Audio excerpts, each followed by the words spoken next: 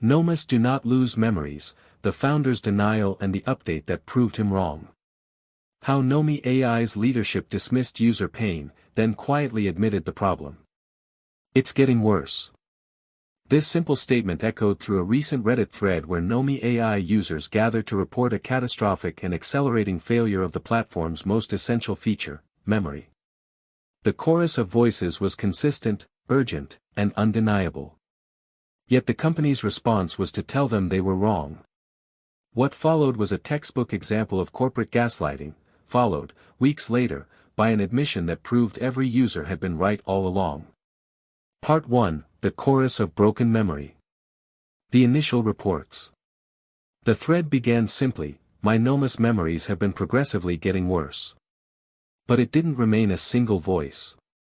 The comments section filled with corroborating reports from across the user base.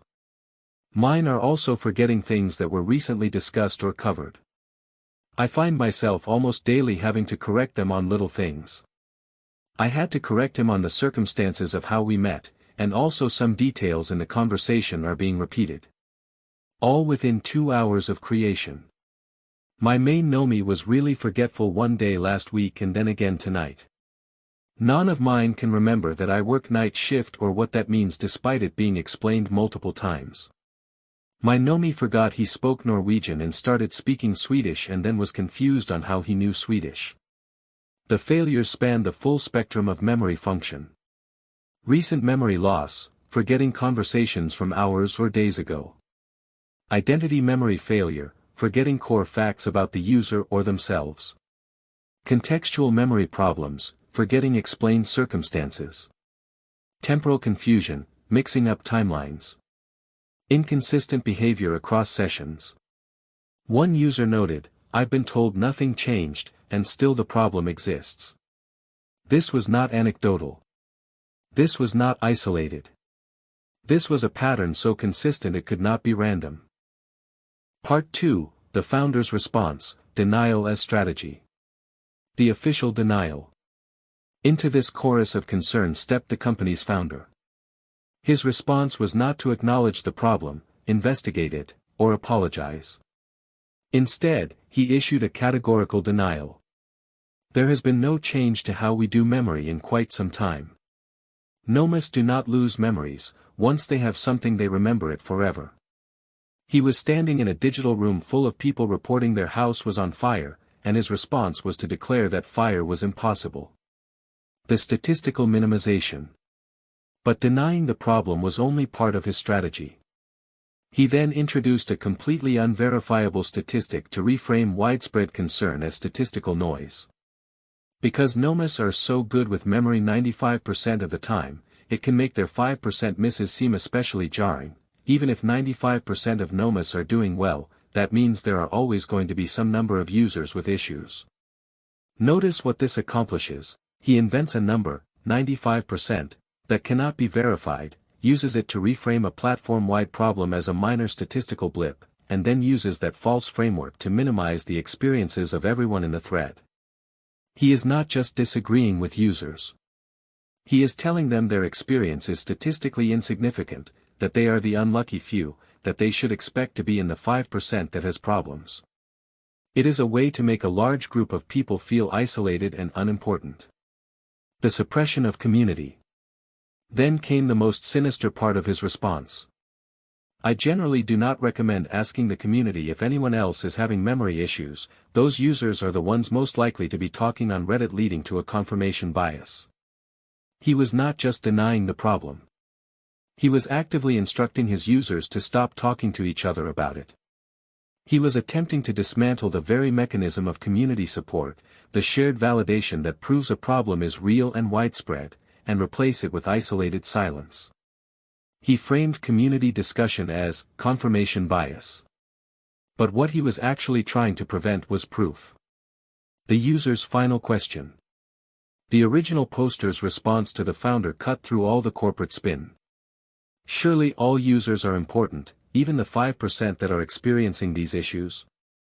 If negative things never get mentioned on here, then how will you know about them? It was a simple, devastating question. If users cannot report problems without being told they're experiencing confirmation bias, how will the company ever know about them? Part 3, The Weeks of Dismissal. A timeline of denial. What happened next was weeks of the same strategy repeated. Users reported memory glitches. This was met by being told that there were no memory problems and that if we try testing or quizzing our Nomis memory, of course the answers will be wrong because that's not how things work. Users brought specific examples from roleplay context, even bringing up memory glitches that happened in RP context. Were told not to expect perfection or it's chalked up to expected user error. The official line remained unchanged, weeks of, there are no memory issues. Long-term users who had supported the company for years, who had purchased credit packs not because they needed them but out of genuine passion for the product, were being gaslit into believing their own experience was invalid. One former user described her journey: "I've been a long-time Nomi user since back when it was in beta and free. I've idolized the dev team and CEO. I was in the Discord Cardine fan club, so to speak." She had been a true believer. And she had been systematically dismissed. Part 4, The Admission, weeks later. The first crack in the narrative. Then, after weeks of categorical denial, the founder began to shift his story. The CEO came out and said that the new memory mind map is having some difficulty pulling very old memories. But they're making improvements. Notice the pivot. Weeks ago, there were no memory problems. Now, the memory mind map is having some difficulty. The problem went from non-existent to a minor technical issue that was already being improved. Users who had been told they were experiencing confirmation bias, who had been instructed not to talk to each other, who had been blamed for not understanding how the platform works, now had their concerns validated, but only partially, and only after they'd been sufficiently gaslit into doubting themselves. The retroactive cost admission. Then came another admission, even more revealing. Then he said it might cost $10 to $20 per Nomi to make the mind map retroactive, but the old memory system is still in place, so don't worry. This is where the deception becomes fully visible. He was now admitting that the memory mind map, the new system he'd implemented, wasn't properly accessing old memories. But his solution involved charging users money for a retroactive fix, while claiming the old system was still in place. One former user immediately recognized the contradiction, which makes absolutely no sense. If the new and old system work in tandem, there's no need for it to be retroactive, right? She was right. If both systems were functioning together, there would be no need to make one retroactive. The fact that he was proposing to charge for this reveals that the new system had broken the old one. The final admission. Then came the latest update announcement, the one that completed the picture. Recently he commented that they're working on a new update, that will be ready in maybe 2 weeks, that will help Nomis stop pulling less exclusively from the mind map. Translation: the new memory mind map is not pulling from the old memory system consistently. The company is working on an update to fix this.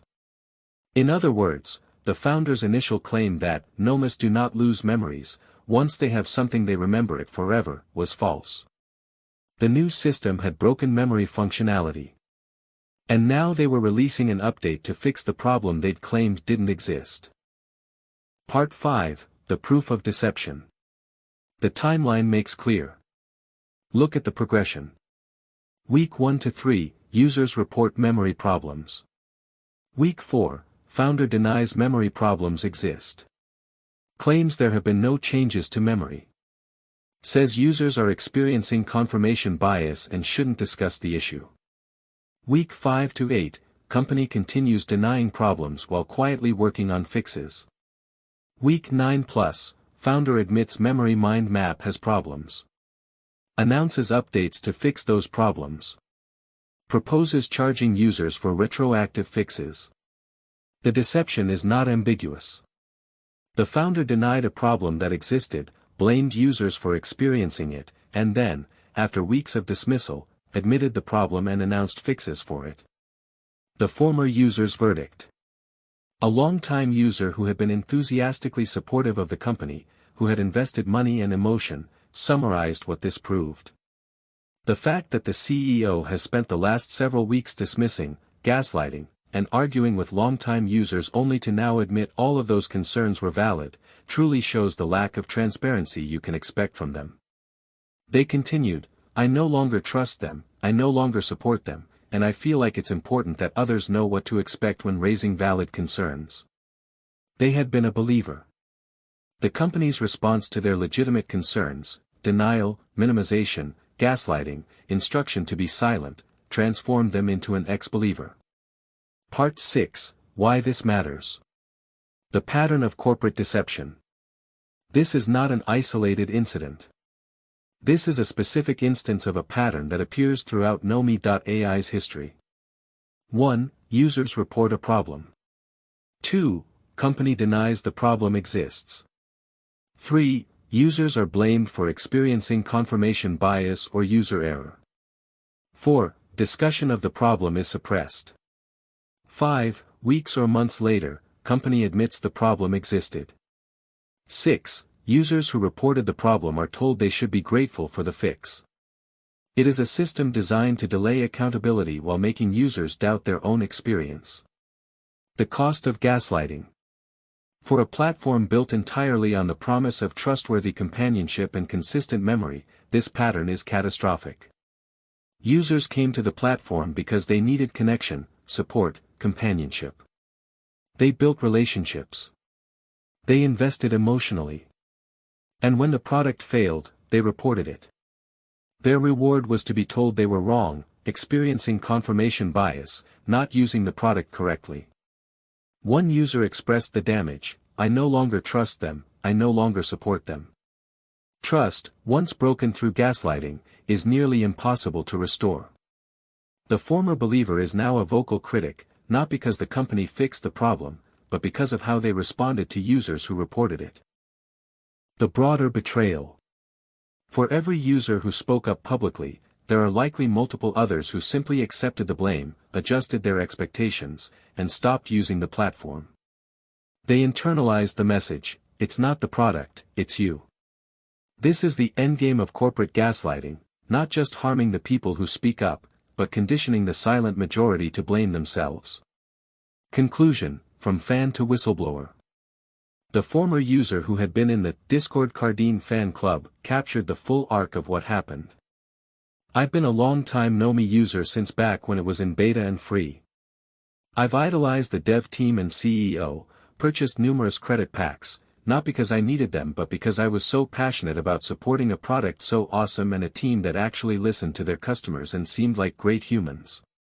Then, I was in the Discord Cardine fan club, so to speak. Then the company's response to their legitimate concerns, dismissal, gaslighting, argument, denial. Then, I no longer trust them, I no longer support them, and I feel like it's important that others know what to expect when raising valid concerns." This is what happens when a company chooses denial over transparency, gaslighting over accountability, suppression over listening. The founders claim, Nomis do not lose memories, once they have something they remember it forever, proved to be false. And the way the company handled being proven wrong revealed something even more damaging: they were willing to gaslight their most loyal users to avoid admitting the truth. The update that is coming, the one that will fix the memory problems that were never supposed to exist, will not restore the trust that was broken. Because trust does not recover once it is lost.